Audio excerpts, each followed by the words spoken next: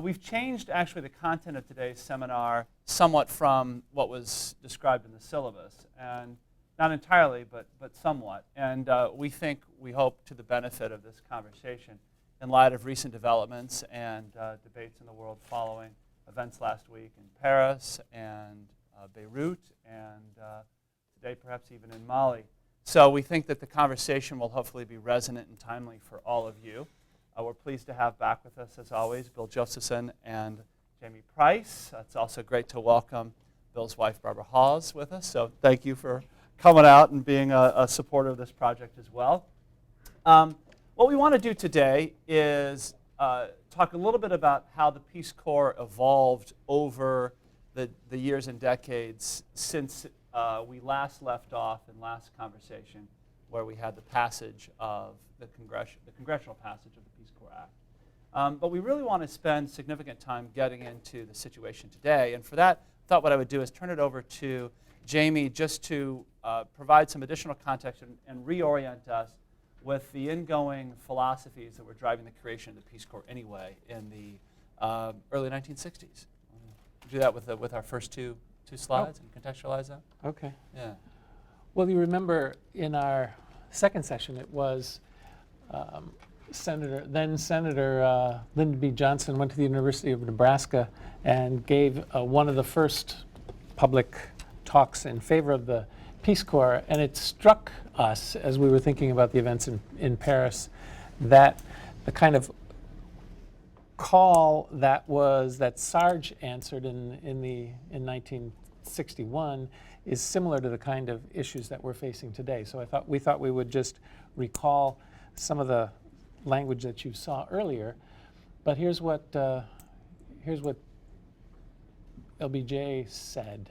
We believe our objective, the objective of all Americans, is and must be this: the creation of an enduring peace in which the universal values of human dignity, truth, and justice under law are finally secured for everyone, everywhere on earth. And he was speaking to undergrads at Nebraska. I suppose some graduate students were there too. And his line to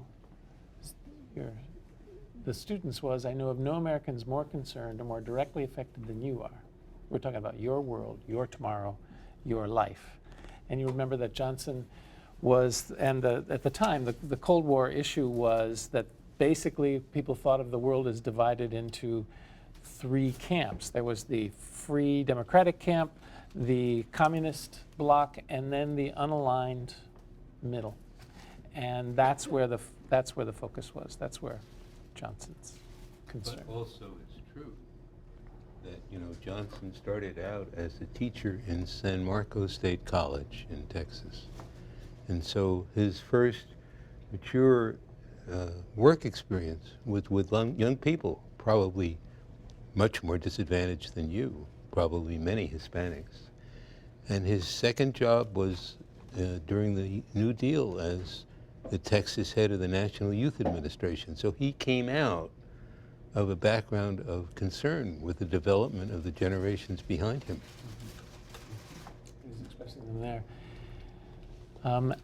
And just for one other thing, and we can talk about, I'd like to turn it over to you then for what contemporary resonance you find, but you remember then President Kennedy, in his State of the Union address in January of '61 today, said, "I speak today in an hour of peril and national opportunity.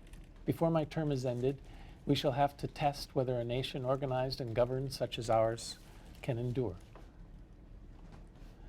The outcome is by no means certain. The answers are by no means clear. All of us together, this administration, this Congress, this nation, must forge these answers together."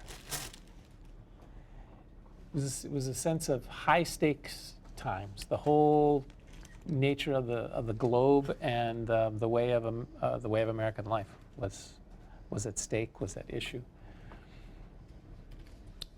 And it struck us that the commentary around recent events has felt similar.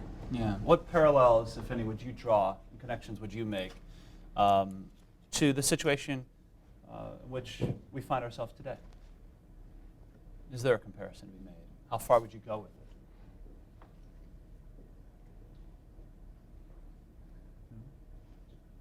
big ideological conflict of this era was communism.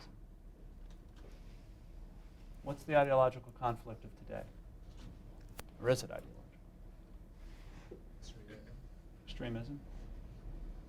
Mhm. Tell me more. How does that relate to, how does that equate or not to the level of communism? Is it as significant? Is it different? I think it's really different in that I would say that it's a lot more violent, the extremism that we're seeing today. I think it's more violent than the threat of atomic annihilation.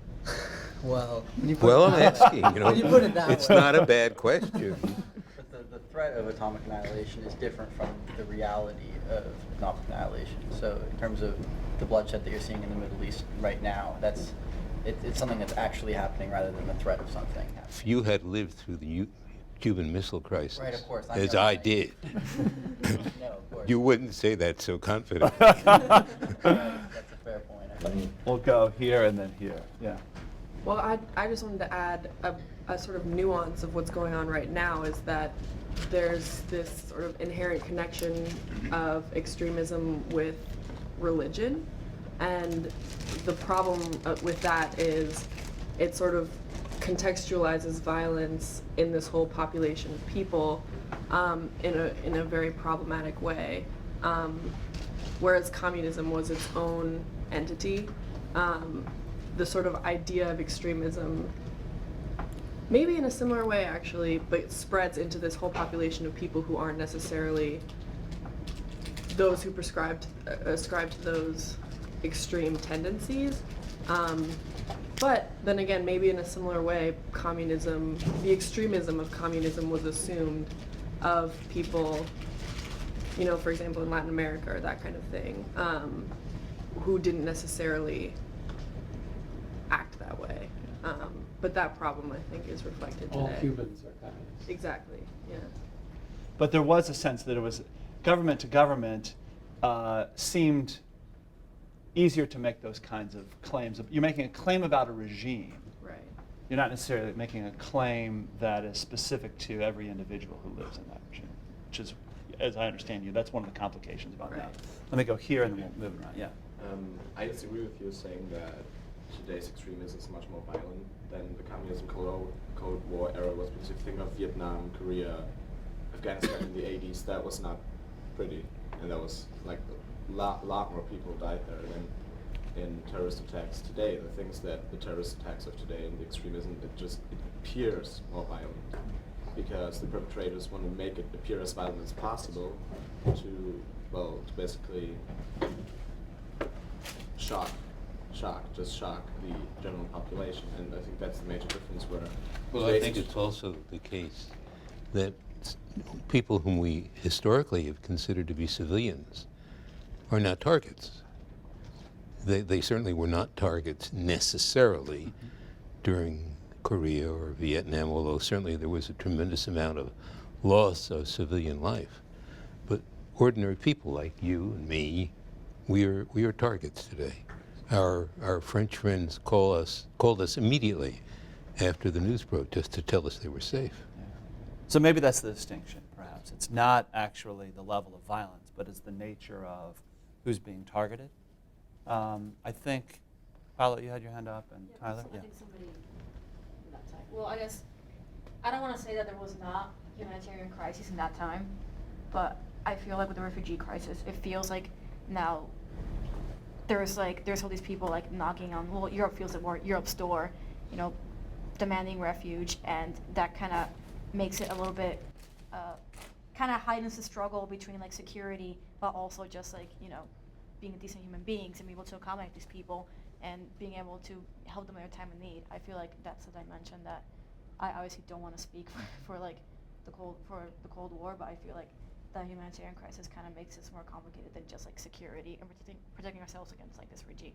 Is that Bill, as our resident historian on this, is that a fair distinction to make? That's certainly a fair distinction. But isn't the question that we should be asking ourselves in this particular seminar, if we were all Shrivers how would we confront this crisis? Can we go around the room and just fine? So I guess that was the one thing I was gonna say. It's like this idea of like compromise, and that sort of like, especially against communism, there's this sort of compromise eventually that we came to, and I'm like asking like, is it possible for a compromise to occur in this scenario today, and more importantly, is the other party even willing to compromise? And I sort of feel like, because of the extremism, there's not really a way to compromise. But I don't also believe that we have not really tried to compromise as much as we should have, as much as we should be. Don't we have an immediate example of a historic compromise? Today, Yes, I don't know. the Iranian agreement. Right. I mean, you know, that is, I think, a tribute to an acknowledgement that the other side, though ideologically completely opposed to us, and we have some mutual interest that can be built upon, and that patient diplomacy, understanding diplomacy, if you will, even compassionate diplomacy because of the suffering of ordinary Iranians because of the sanctions, you know, can result in a compromise. And I think, you know, if you look carefully at what Secretary of State Kerry is trying to do, which is arrange a peace conference, you know, that's clearly something that Sarge would try to do. I think there's no question about that.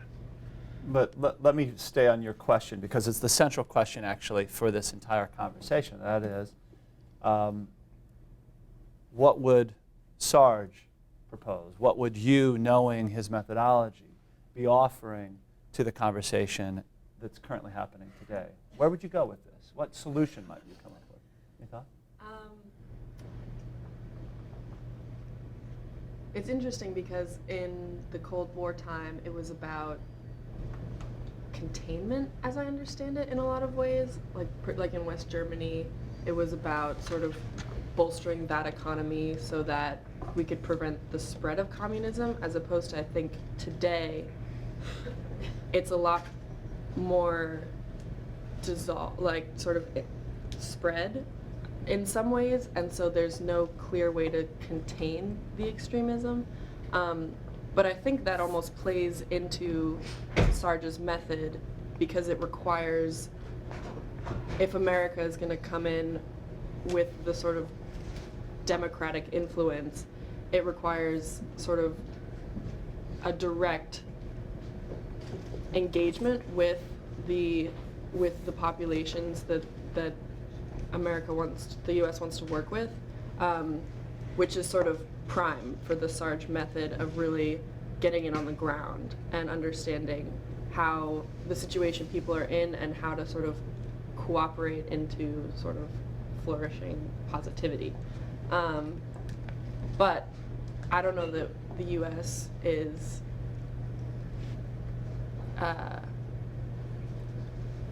ready to invest in the sort of whole picture that would entail.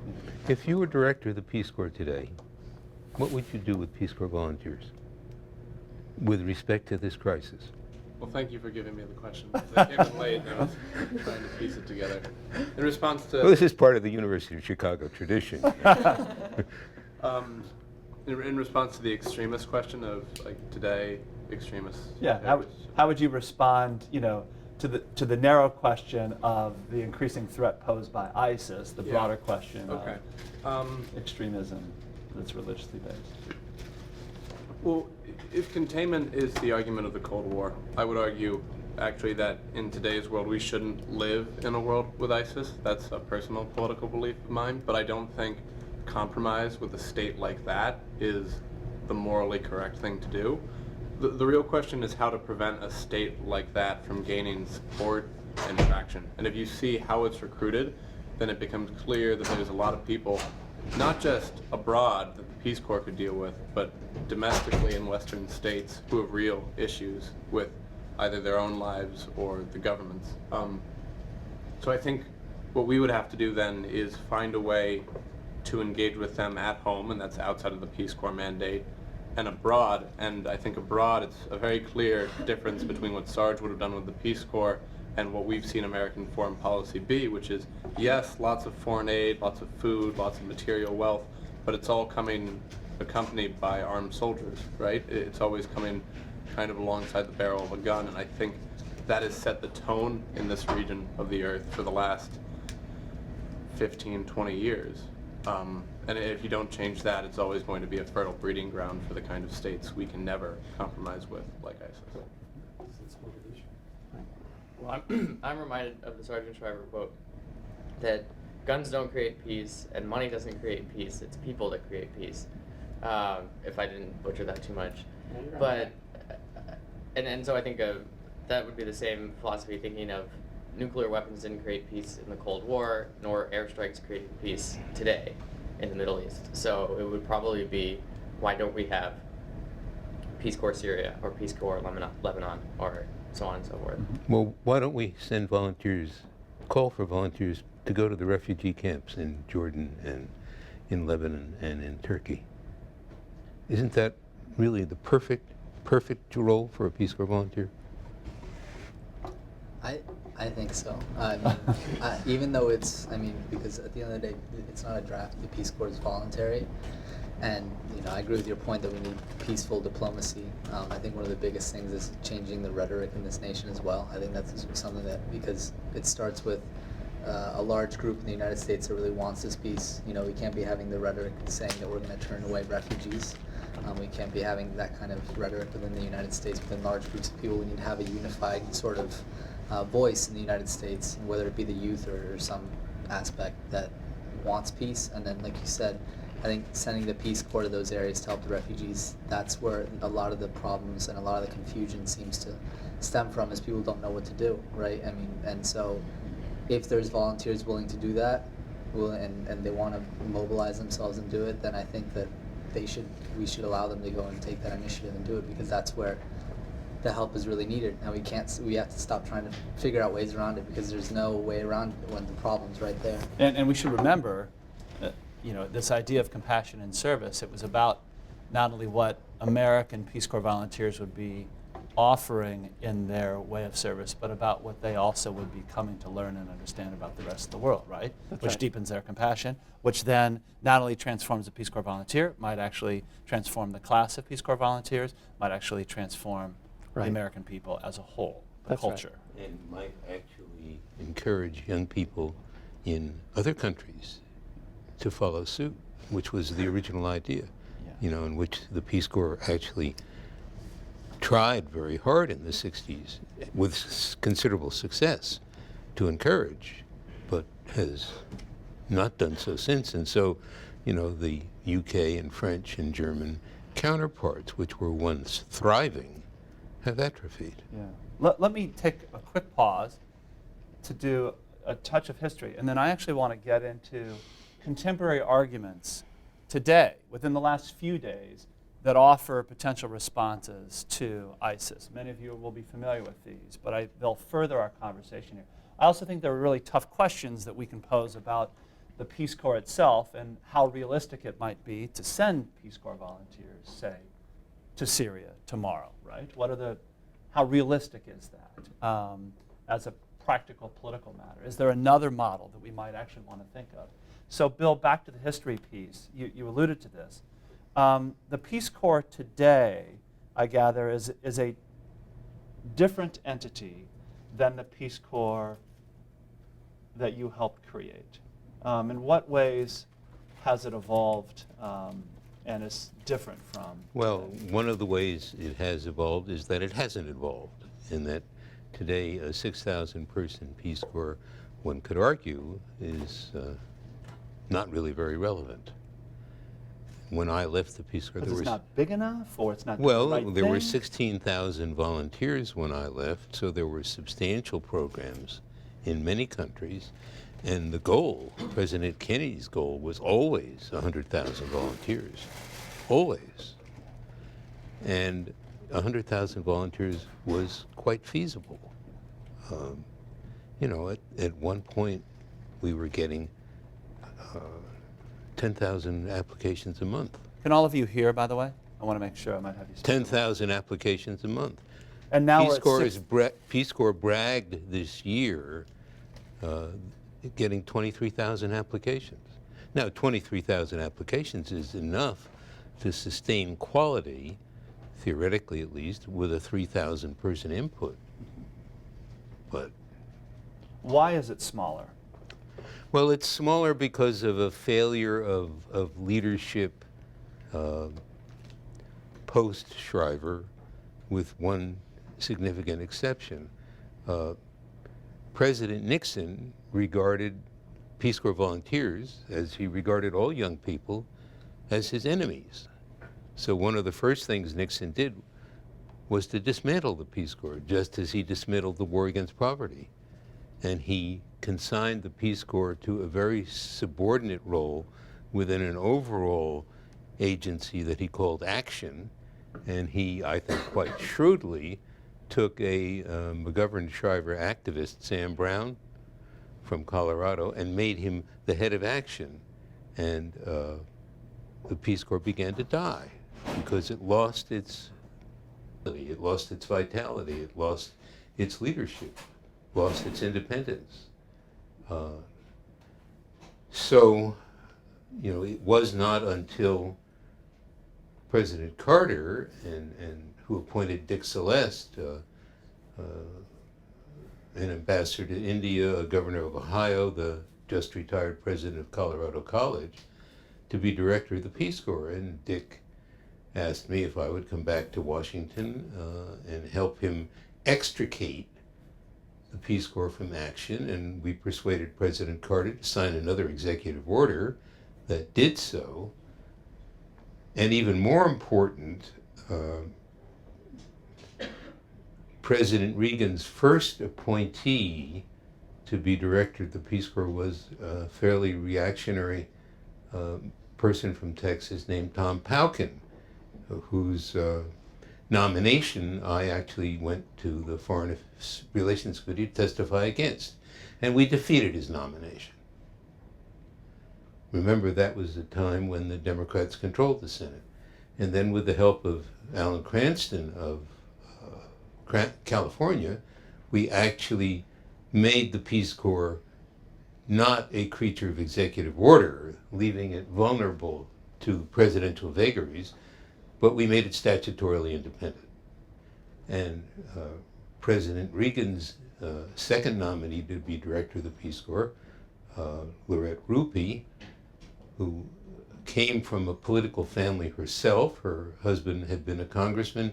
She ran the Michigan primary for George H.W. Bush, President Reagan's vice president, and it's the only primary that Reagan lost. So Lorette had an independent political base, and she was by far the best director of the Peace Corps since Shriver, or since then. So we have a Peace Corps today that in the intervening years was still the subject of different political agendas and turf battles.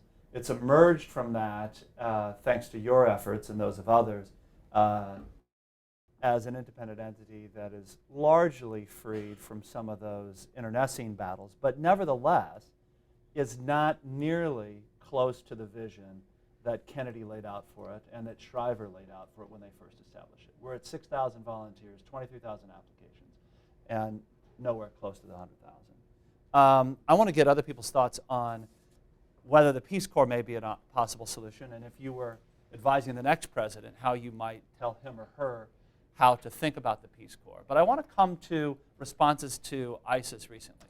We have, just on Monday of this week, French President Francois Hollande speaking before the French National Assembly and Senate saying, it's not a question of containing, but of destroying this organization. All right, so we are talking about a war of both physical and ideological proportions. This is about elimination.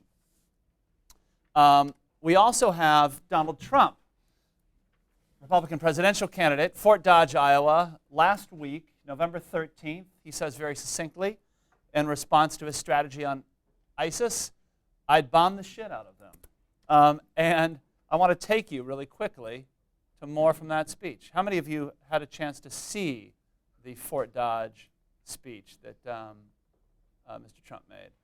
So here's some. Trump doesn't have a plan for ISIS. I said, no, I have a plan, but I don't want to tell ISIS what it is. Because I might win. I had to. I said to my wife, I said, you know, I got to tell them about this plan. I'm going to have no choice. Because otherwise I'm not going to win. People are thinking like I don't have a plan. I hate doing it. So I'm on one of the shows, and I said, look, ISIS is making a tremendous amount of money because they have certain oil camps, right? They have certain areas of oil that they took away. They have some in Syria, some in Iraq. I would bomb the shit out of them.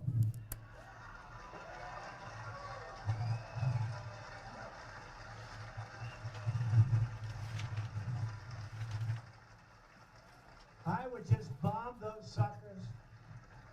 And that's right. I'd blow up the pipes. I'd blow up the I'd blow up every single inch. There would be nothing left. And you know what?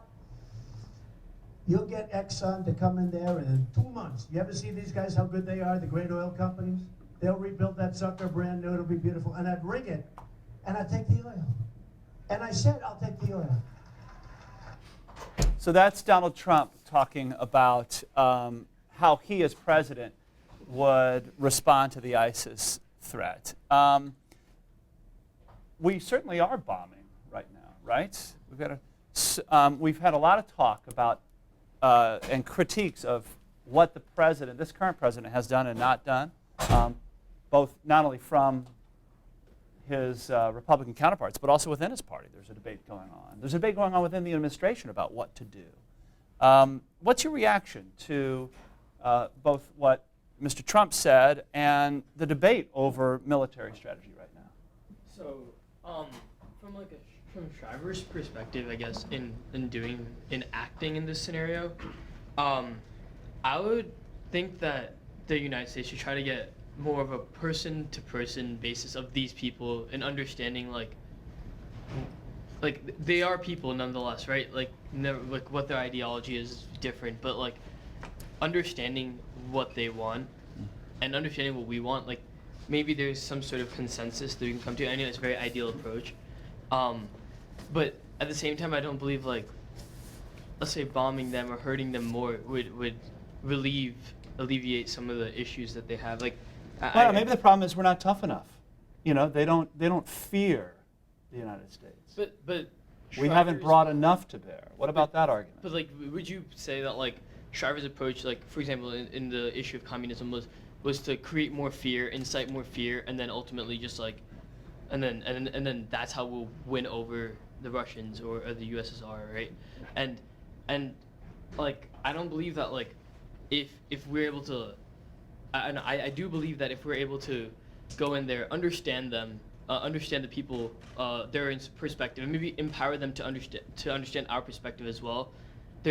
This sort of like compromise that human beings will have, rather than just two different entities that have two different ideologies can have. Yeah. How many people? Yeah. Let me go there.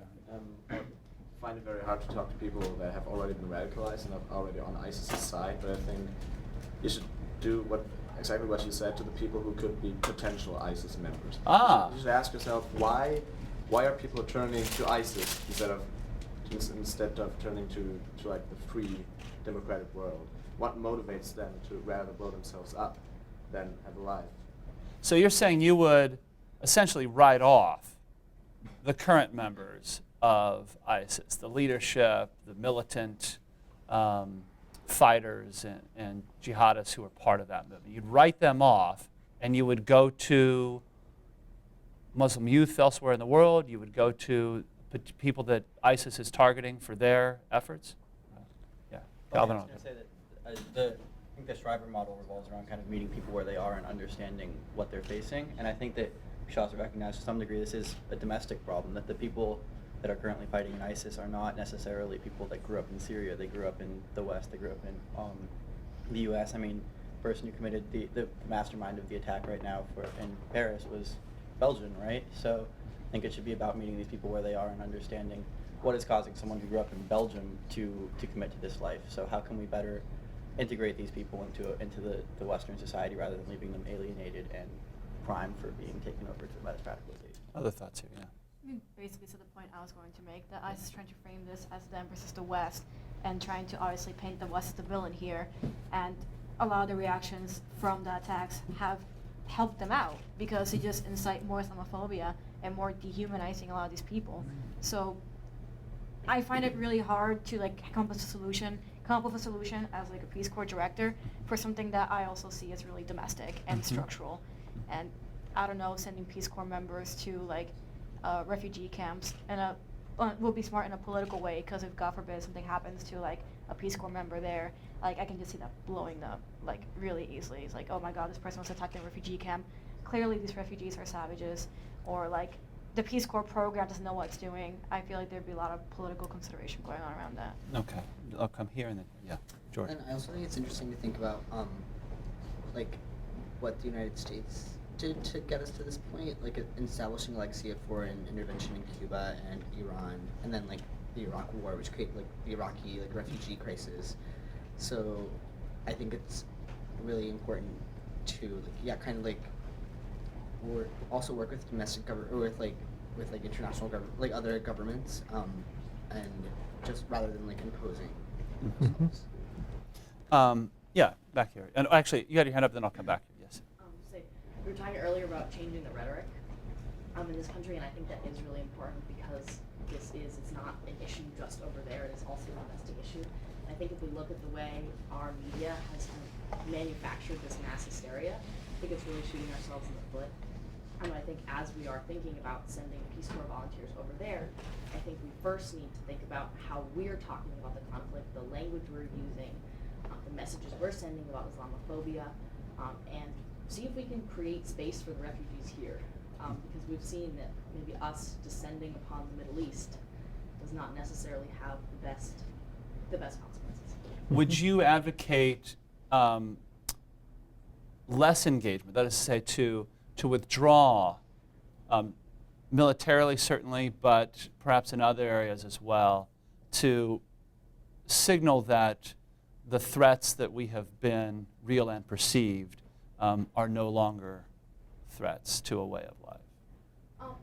I would simply advocate that we as a culture examine the way we're talking about these issues, and examine the words specifically that we're using, because I think the way media is processed amongst most of the voting population has been really detrimental to our ability to help in a diplomatic and peaceful way, kind of in the Shriver person to person. I want to get to the question over here, but Jamie, what do you think Shriver might say about the rhetoric question and the way we have acted as a country and a culture in response to this? Well, I think a couple of things. One, he completely agreed with President Kennedy and the sense at the time that our foreign presence was the ugly American, that the way the United States was being projected in the 1960s in its diplomatic corps and overseas was very poor and was not representative of the highest and best ideals of the United States, certainly. And so that was one of the reasons that Shriver and Bill and the others argued for the independence of the Peace Corps, so that it wasn't painted with the brush of the ugly American, as it were. And we have a new version of that today, I think, which is part of what you're saying.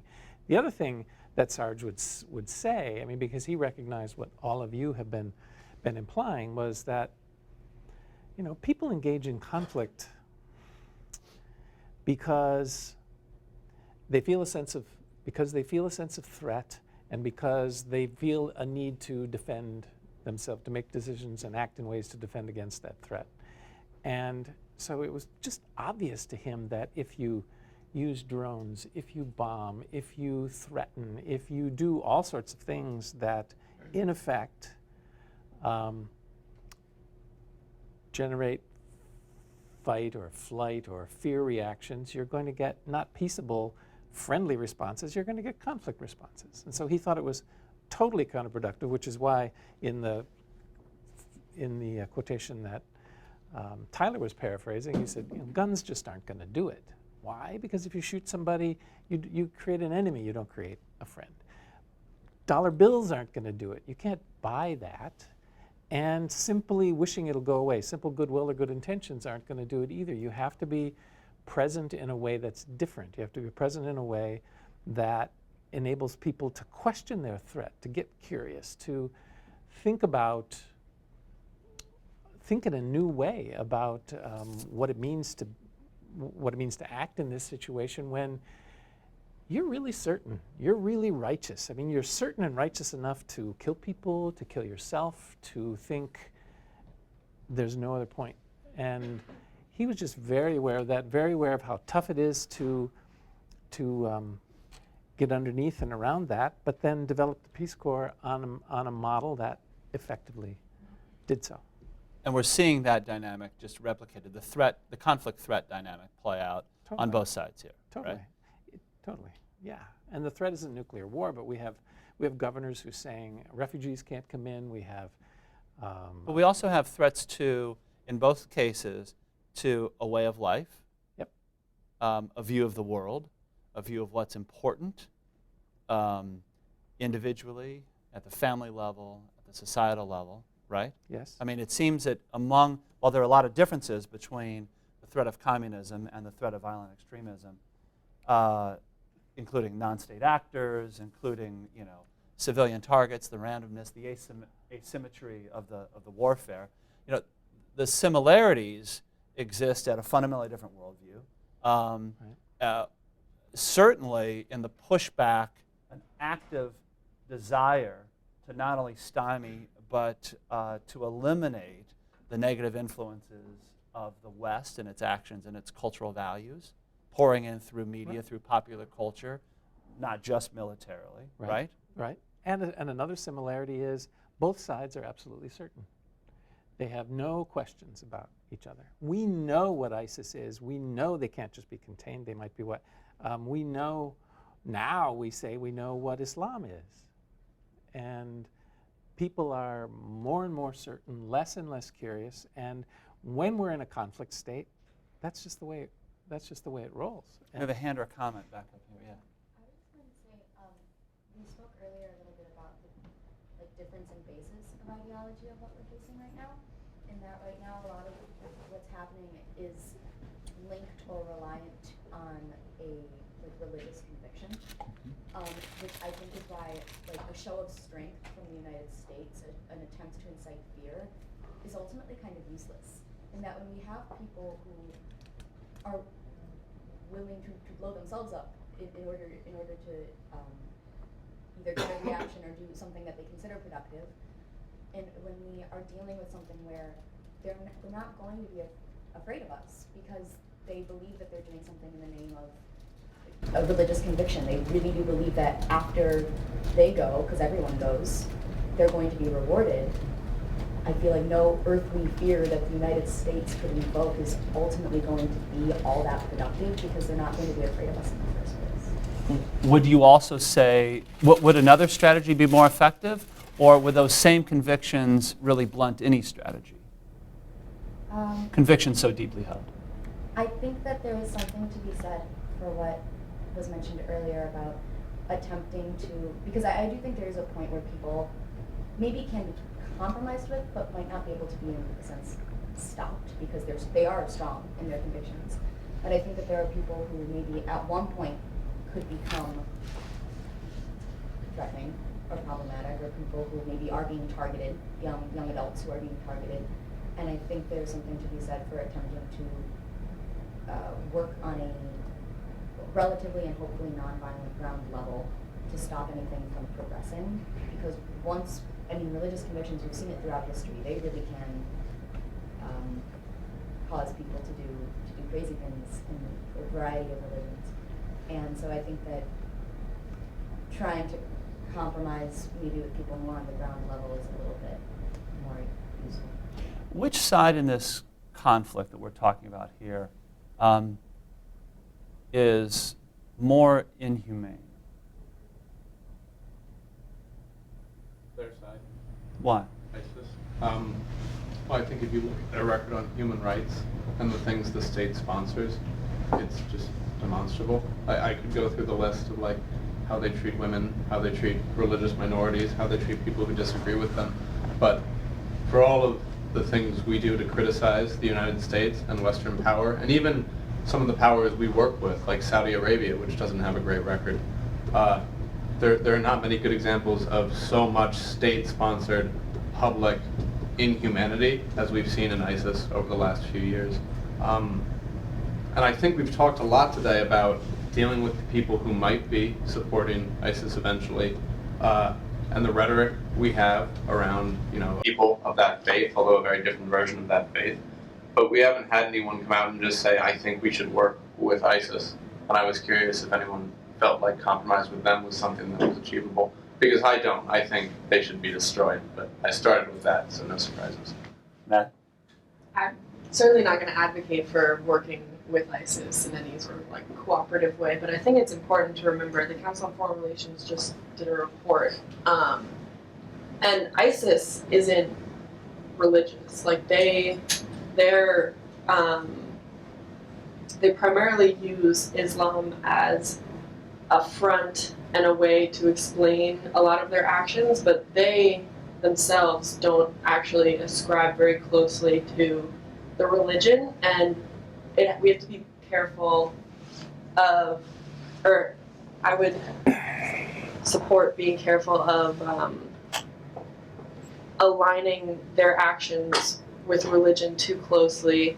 I think their inhumanity is demonstrable and obvious, but I think it's out of a desire for regional power and sort of control than any religious fervor, or than purely religious fervor. I think we have to recognize, though I agree with both of you, that the United States is hardly writing on a clean slate. And I'm not just talking about the Bay of Pigs or our complicity in assassinating the president of Chile, or fomenting revolution in Guatemala or Nicaragua, or intervening in Panama or that silly little island in the Caribbean. Remember, we engineered a revolution in Iran against the democratically elected government. We intervened militarily and essentially destroyed Iraq. For no good reason, it turns out. It's fascinating to me that the first President Bush, in this new biography of his, authorized biography that just comes out, bitterly criticizes his son, bitterly criticizes Cheney, bitterly criticizes Rumsfeld on the record for what they did. We, Iraq, Syria, Lebanon, Jordan, Israel, Palestine, if you want to call it that, these are all constructs of the West. Did you ever hear of Sykes and Picot? Anybody ever heard of Sykes and Picot? Yes, tell us about Sykes and Picot. Wasn't that after World War I, where they artificially drew the borders of the Middle Eastern states? During World War I. During World War I. One was a British civil servant and the other was a French civil servant. It was when they wanted to break up the Ottoman Empire because they were they were about to lose World War I, and so the French and the British governments wanted to see how they could capitalize on that, and right. So they divided. Lebanon and Syria became the French sphere of influence, and Palestine and Jordan and Iraq became British.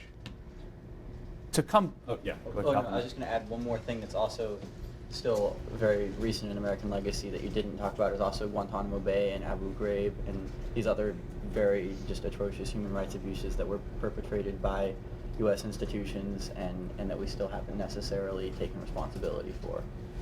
Yes, Tyler. I have a couple of related questions for Bill that I think might be helpful. So after 9/11, President Bush called for a doubling of the size of the Peace Corps.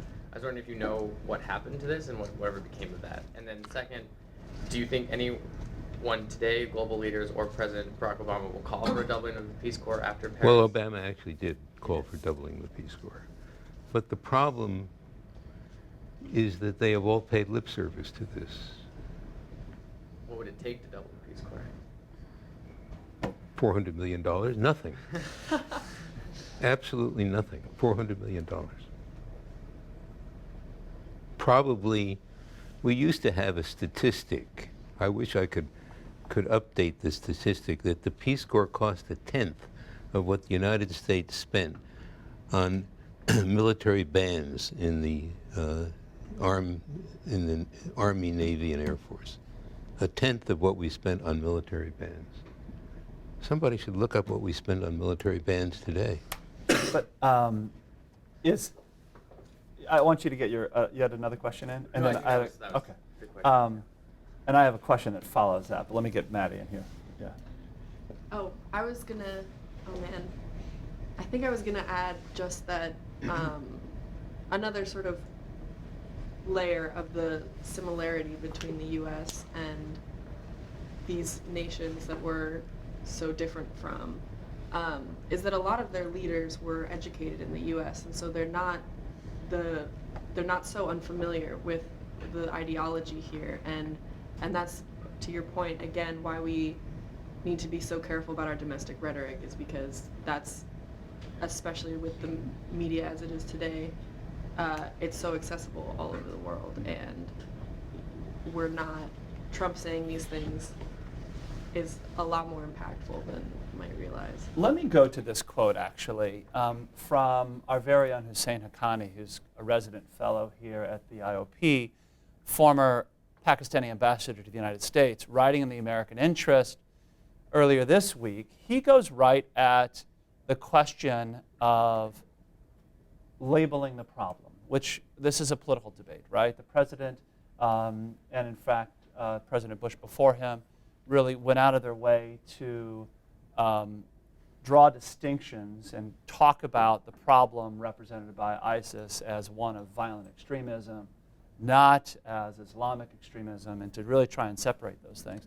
Hussein Haqqani says, and let's also stipulate really quickly, that even in the Cold War, this was not, the Peace Corps wasn't the solution to, the sole solution to addressing the deep concerns that this country and the rest of the West had about the goals and ideology represented by communism and the communist bloc. That there were many multiple fronts on which that war was fought. Well, he says fighting just ISIS may not be enough. The West needs to combat Islamist ideology too. He's basically saying throughout this piece, the military solution will not be sufficient. And the argument that he makes goes something along the lines. And he says, it's unlikely to succeed without a serious effort by the West and its Muslim allies to question the ideology and steady stream of conspiracy theories that feed Islamist terrorism.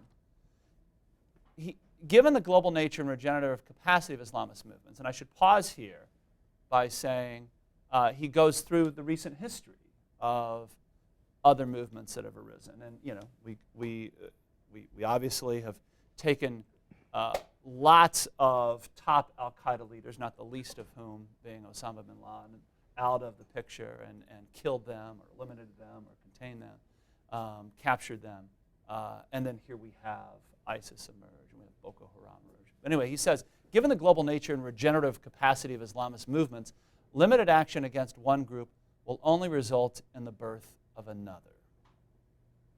So he's saying it has to be more than just guns in many respects. He also says, he goes on further and really underscores, you actually need to name this, and you need to name this specifically so that the broad global community of Muslims all over the world, this dynamic, multifaceted religion, actually can start to blunt the strand within the common faith that is not only, in the view of the rest of the Muslim world, not a true and full representation of the faith, but also has the seeds to recruit other followers to its cause. He says this has to be named and it has to be dealt with directly.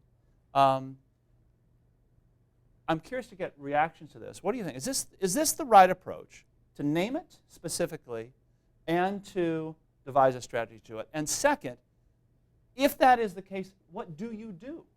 How do you do it? How do you appeal? I think maybe it was Calvin who said, or the target should potentially be others who ISIS is recruiting. Maybe that was your point, right? So, how would you do that?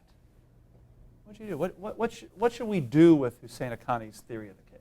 Well, one thing I like here, and I do agree with all of his views, is that, and to answer your question, a large part of it is something I can't do, right? Because I'm a white Christian 20-year-old, and I think that the Muslim allies point is really important, and that's where we've seen a lot of work being done actually that doesn't get paid attention to. We talked about the media earlier and depictions, but there are lots and lots of Muslim leaders and thought scholars who are going out and completely dismantling the religious justification for what it is ISIS and Boko Haram and these other groups do, right?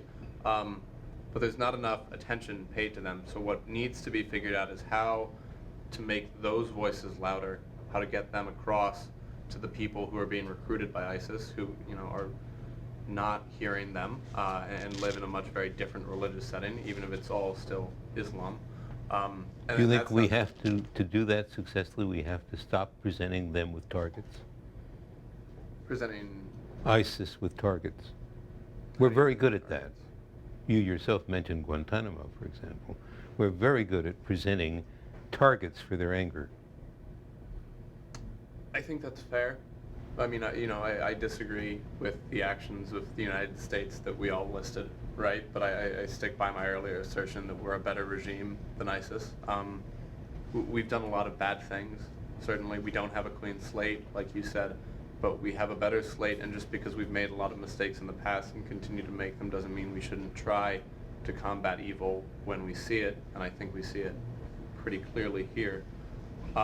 The question is, how do you take a country that's very powerful, like ours, and with a storied history, and doesn't have many Muslim thought leaders? How do we empower the right kind of people to send? Remember that President Obama, very early in his administration, went to Egypt and made a speech in which he offered his hand.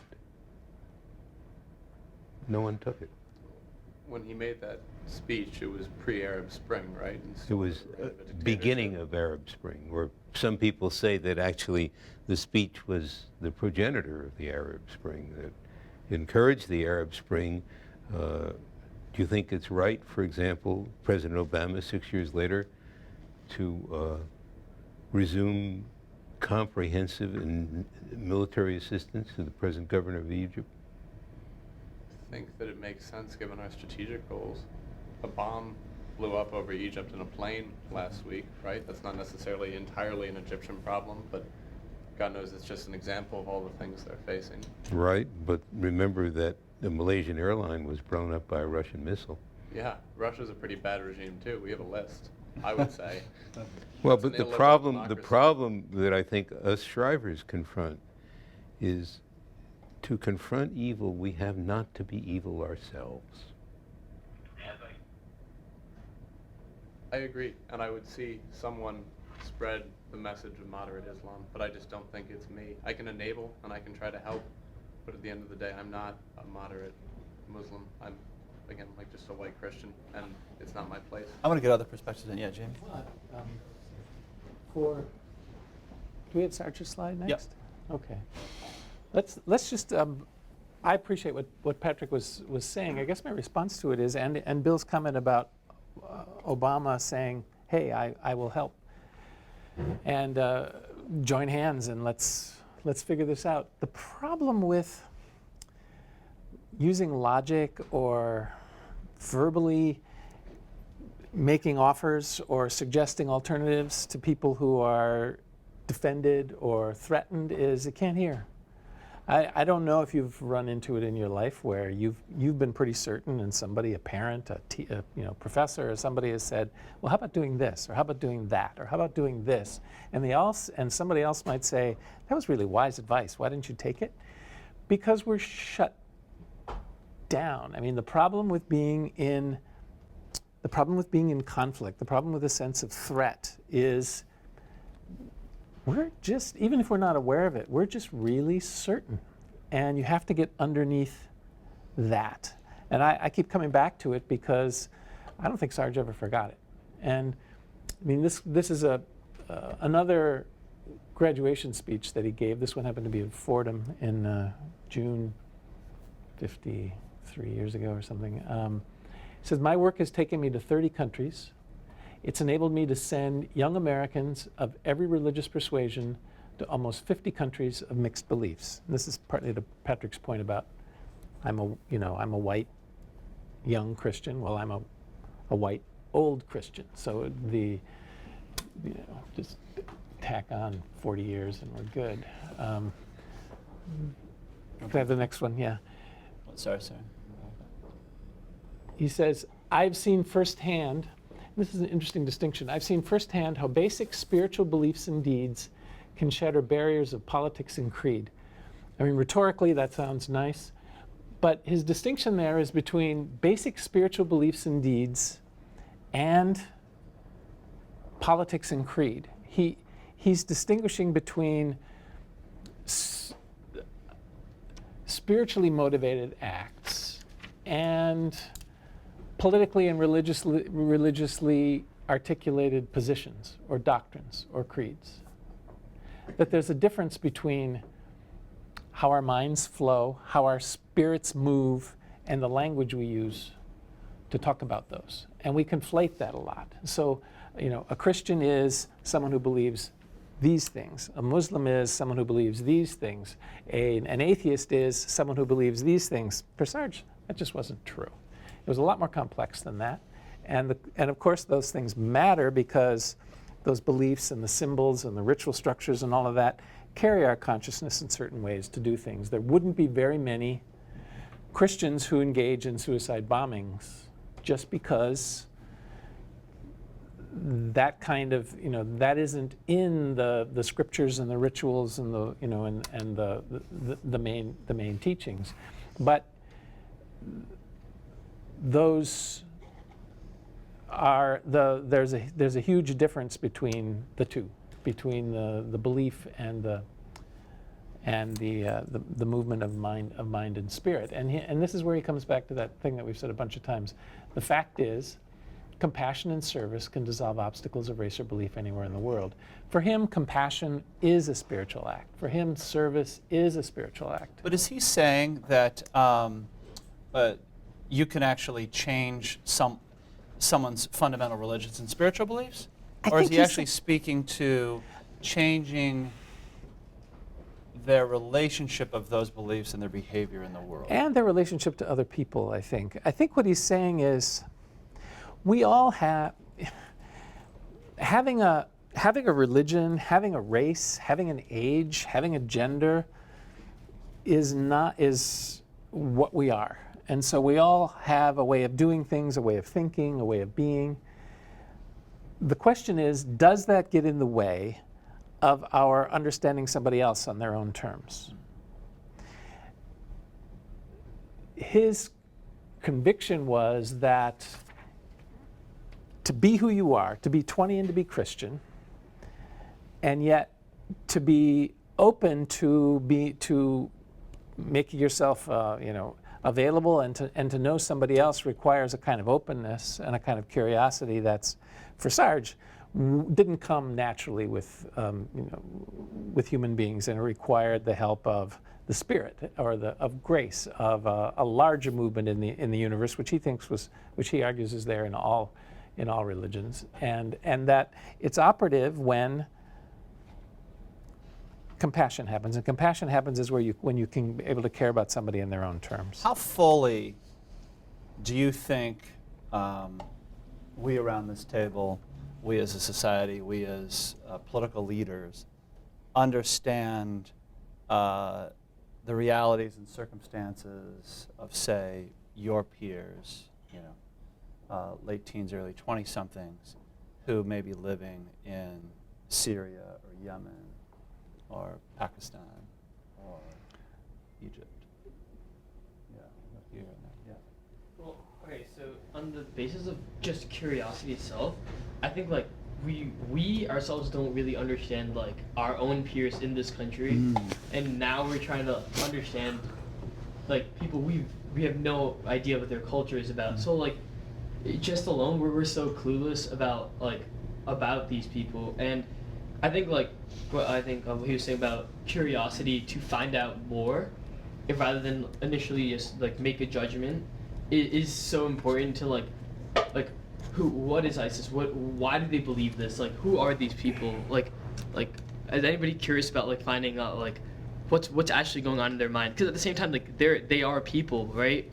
And I was just gonna say like there has to be some sort of way to like transcend this like basic judgment that we have of like this is through categorizing people. Like we have to like look past that in a sense and see like can we further understand these people to a sense that like maybe we can find a connection, and then maybe through that connection resolve an issue.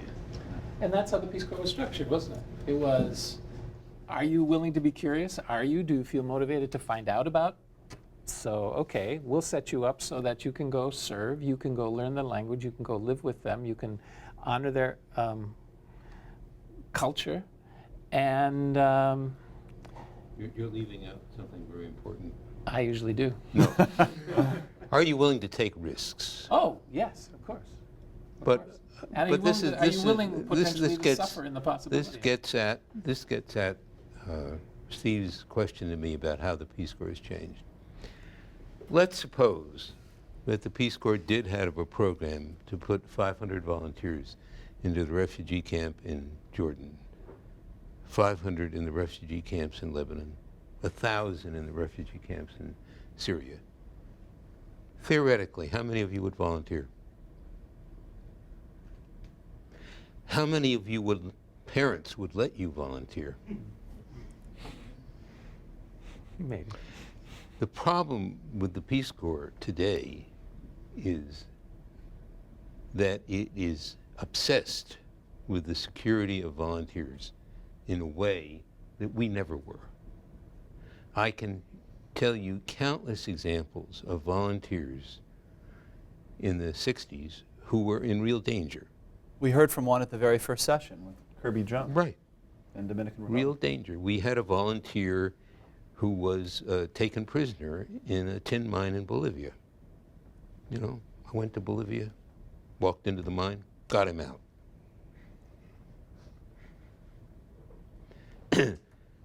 It would be impossible, I think, to persuade. Bill, what haven't you done? Can we hear the story? I've done worse things. You know? If you read Cope Moyer's, Bill Moyer's son Cope's book, you know, you'll learn about when I walked into a cocaine den to get Cope out. The problem here is Carrie Hessler wouldn't have the nerve.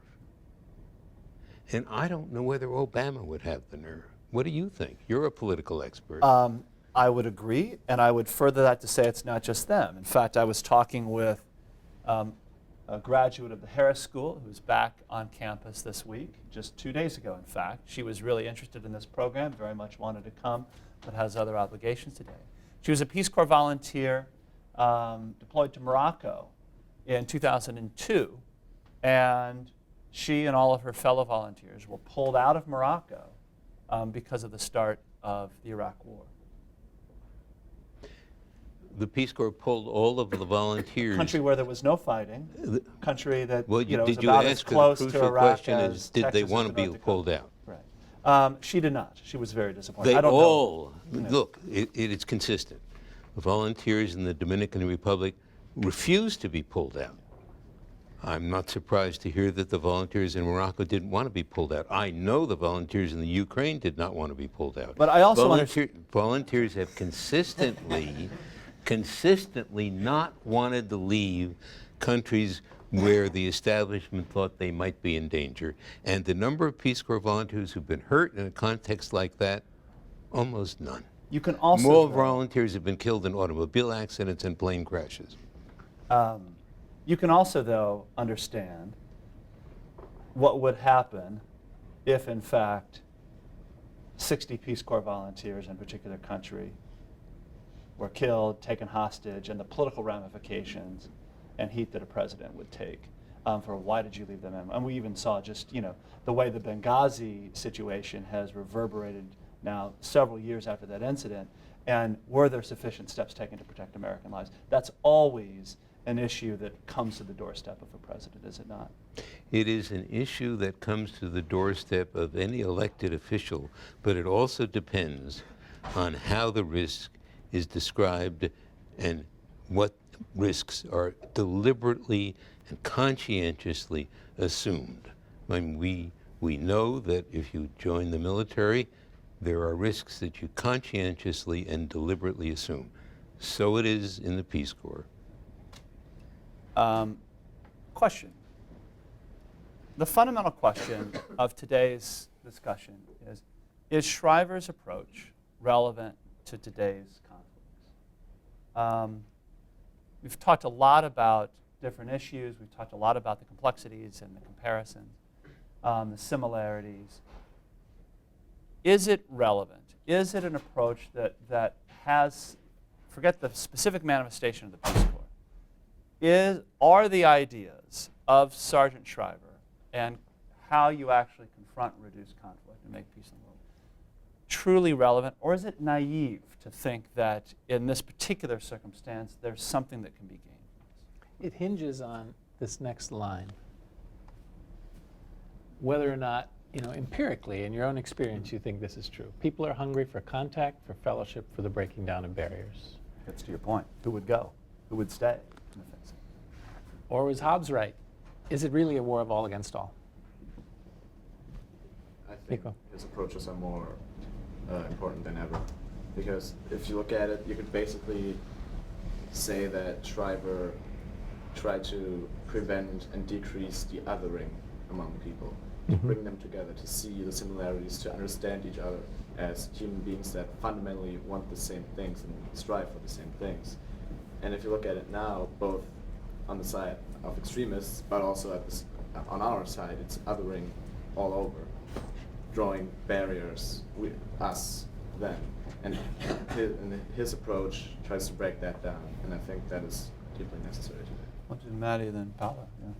I think that the other important piece of the Shriver method is, in such an important way, it takes you from the institutional level to the individual level, and it sort of allows for the label of 20-year-old white Christian to go away, because sort of no matter what you are, you're able to be compassionate and create connections through service. And you're sharing. And right. And I think that, like, I sort of, in my class, we read a lot of Mearsheimer and a lot about realist theory, and I think I would have loved to see a debate between Shriver and Mearsheimer, because I think he is the guy who can go to bat against this idea that it's all about security maximization and it's all about institutions going to bat against each other. I think Shriver can show real evidence that if you get people talking in any type of context, that can produce even greater results than the motivation of just simple security maximization. I was just going to say that it definitely is important now more than ever, and that it's not just important in the context of like sending people out into the world.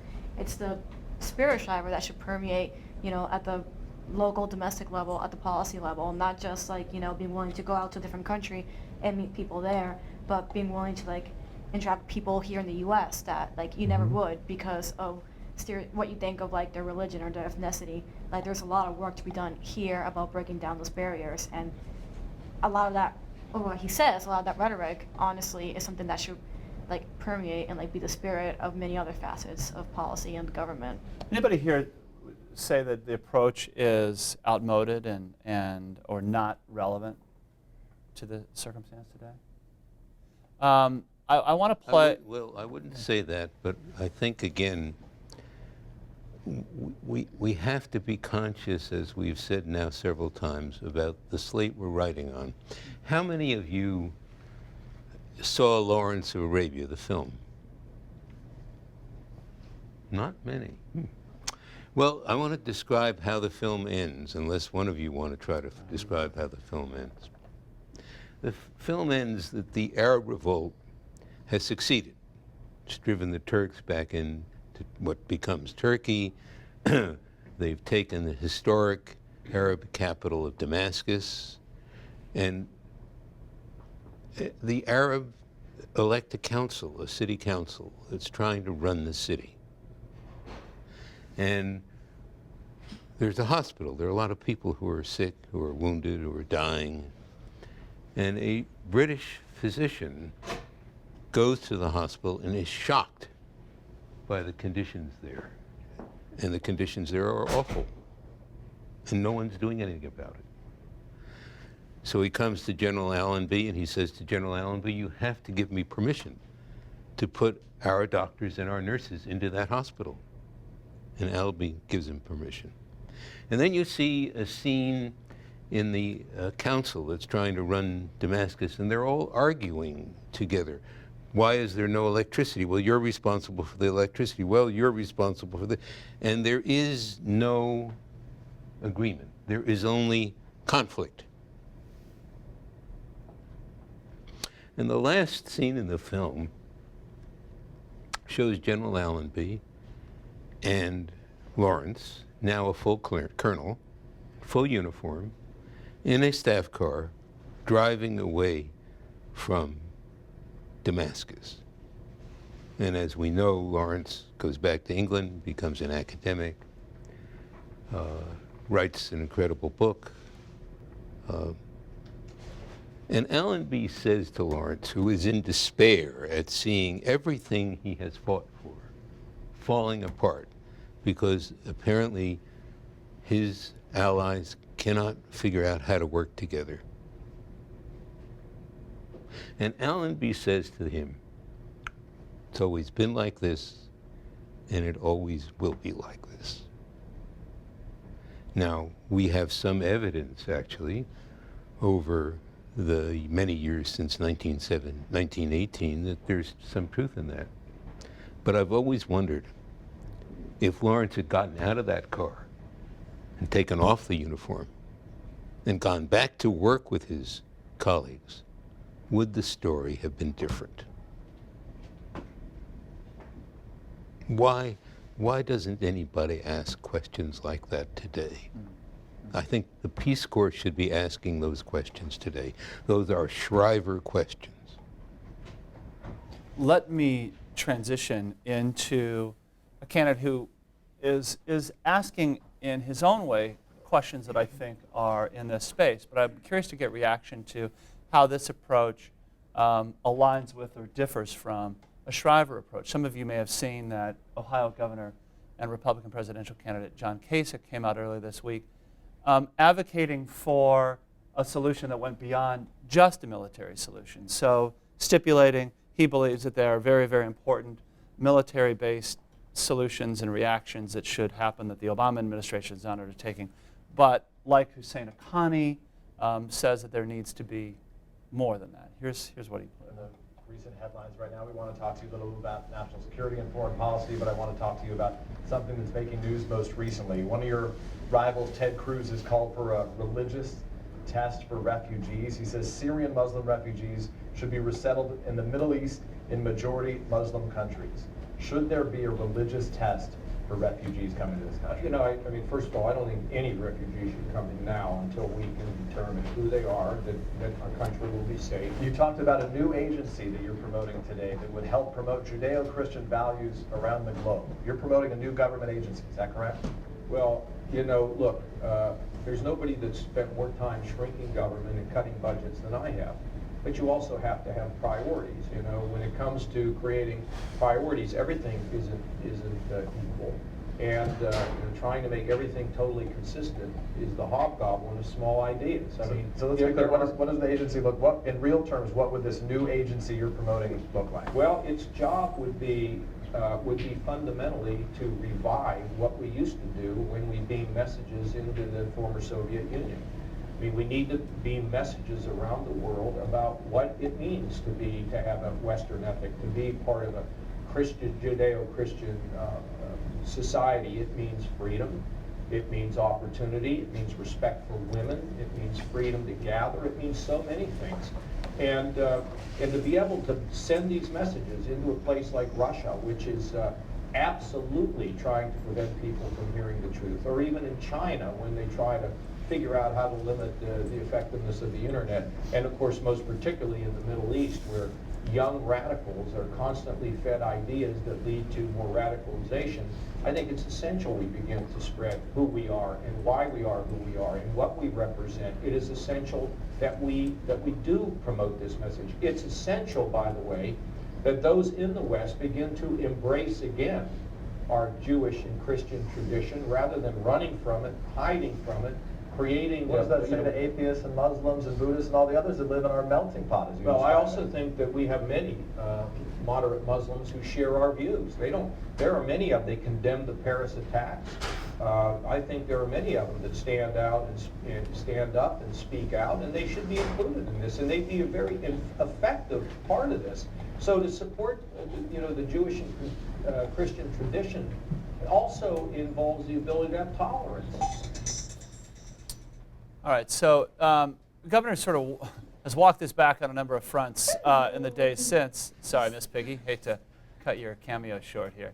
I'm curious as we wind this to a close. I'd be curious to know what you think about that. How does that compare and contrast with, say, the Shriver philosophy? I mean, there are differences and similarities. Yeah. Well, I just want to say, like, the one main thing that I see here is that, like, the Shriver goes in and, or the philosophy that he has requires him to go in, to Peace Corps volunteers to go in and ask, like, how can I help? Not, let me take my own ideas and implement them in your country.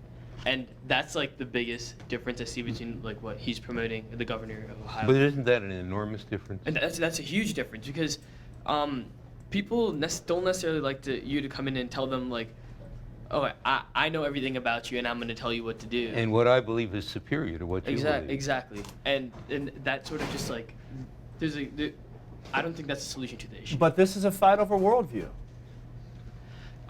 I think it's also an idealistic thing, but in the name of idealism, my logic, I guess, would be that if you aim for that ideal and you come close, maybe you might be able to, you see something close, maybe you might get something. And I say that to just play devil's advocate, but yes, and to push it forward, yes. And I think a second huge difference is what John Kasich was talking about was a messaging of ideas, and Shriver was about actions. Like, it wasn't about putting Western ideas into the developing world, it was about the actions and the abilities and skills and knowledge that the Peace Corps volunteers brought with them to actually make a difference, not just project ideas. Yeah. I think the governor's proposal just sounds like plain Western imperialism. Like, there's no way around that. Like, he just listen to the rhetoric. We, then talking about like everybody's. All the other ideas are bad, our ideas are superior, we have to introduce them, we have to send them messages, we have to focus on our Jewish and Christian values. I mean, that just sounds like further ideological imperialism. Right, right. A soft power approach, but one that is not at all changing the game when it comes to the fundamental things that are creating conflict and lack of understanding. I think his approach would even make it worse. Make it worse. Wow. What do you think? As we read in like one of the slides, the Shriver approach was about breaking down barriers and finding common ground and ways to connect with people.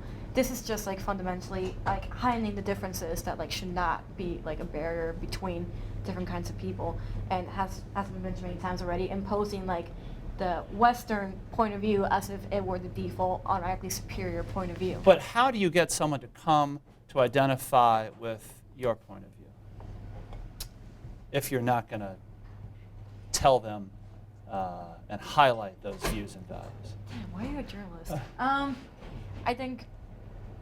Is that the point? I wish I could come back to this like 15 or 20 minutes from now after I've sat down and like written down my thoughts. But I think it comes down to the attitude of being open and saying, I think I'm here to learn, and I am here to like accept that maybe my way is not the best, and to learn from you, and to not necessarily impose my point of view.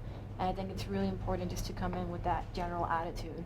And like I was saying, just this attitude that like it's really different to go from an individual level, like person to person, versus a whole government agency that is outright saying, well, our way of life is just better than yours for all these reasons, and we're going to put money into this, and we're going to impose them on you because we just know better, and there's absolutely nothing that we could gain from you, or that we could hope to learn from your world.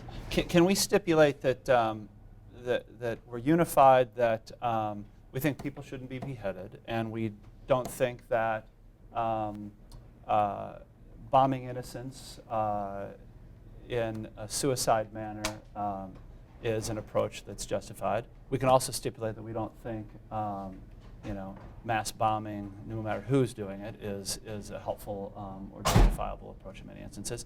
So how otherwise do you convince people to come around? You want to stop that behavior. You want people to come to your point of view. Why not a little soft power in the mode that the governor was talking about? If change worked by, logical or rational argument, maybe that's what you ought to do. But that isn't the way it goes. I mean, Shriver called himself a practical idealist. He would say that this was a completely impractical approach, using logic, trying to convince one to come to your side. He was fully confident that if given the full reign of who we're supposed to be, we will want to connect rather than not. We will want to have human flourishing rather than not. And if you come at a person not from you're different than I am and I want you to think the way I think, and so my task is to convince you to be like me, but how can I engage with you to help you flourish while you help me do the same, not to change my beliefs. It's a difficult place to hold, I think, to know who you are enough to know what your own way of viewing things is, what the limits of that are, and to be willing to push those and to be open to difference and trust that we're common enough in the way our minds move and the way the Spirit moves in our minds that we will find a common place if we can hold that equipoise or that balance or that mindfulness sufficiently. Well, let me give you the last word as we wrap here. And for anybody who wants to stay around and continue the discussion after we're formally closed, we welcome you to do so. You know a new Sarge better than anybody. What do you think he would be saying about this? I think definitely he would be very supportive, as Secretary of State Kerry is, in trying to organize a peace conference that recognizes and respects everybody, that every actor should be at that table. And I think that Kerry should be really commended for that effort, and I fervently hope that he succeeds. But I'm troubled by the fact that our president has not thrown his full weight behind that effort. I'm not aware that President Obama has said, I'm 100% behind the Secretary of State's efforts in this regard. It's very troubling to me.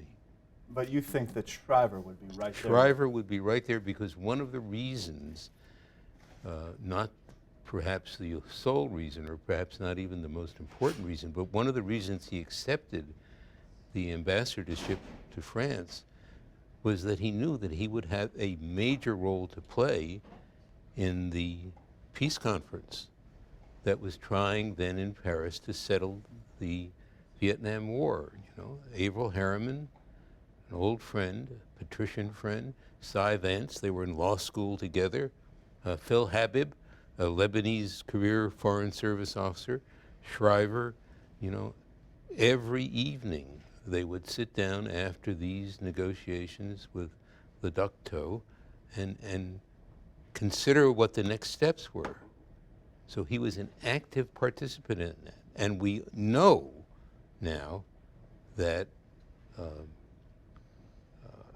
President Nixon, through his back channels to the president of South Vietnam, completely sabotaged what could have been a peace settlement in 1968. There's no question about that. Read the chapter in Scott's biography of Sarge that talks about Anna Chennault and the pipeline to the then president of South Vietnam. That is Scott Stossel's book, Sarge. We actually have copies available for anybody who would like a copy of that book, and we can give that to you on your way out today. I will also want to remind you that on Tuesday there's an information session here at 6 o'clock that will talk about the Shriver Fellowships. We'll have many of the 2015 Shriver Fellows here to talk about their experiences as Shriver Fellows and the work that resulted from it, the kinds of conversations and thinking about problems and approaches to conflict resolution will be the animating force of what you'll experience as a Shriver Fellow as you sit around as a group and go deep to understand a particular issue in a particular community in Chicago, and then work together to try and bring your best efforts together with working with others in the community to address that issue. It's a really phenomenal program. We've had just a very high bar set by this first class and last year's class of fellows, and welcome all of you to participate in that. And they were willing to take risks and try. They were, and we encourage all of you to do that. And they suffered. Let me conclude on two quick notes as we run just a few minutes over here.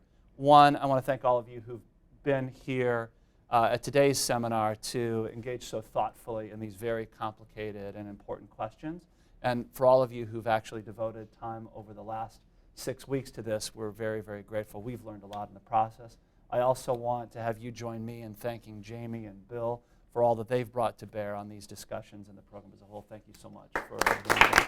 May I have one last word? You can, and then I'll Thank you very much. You know,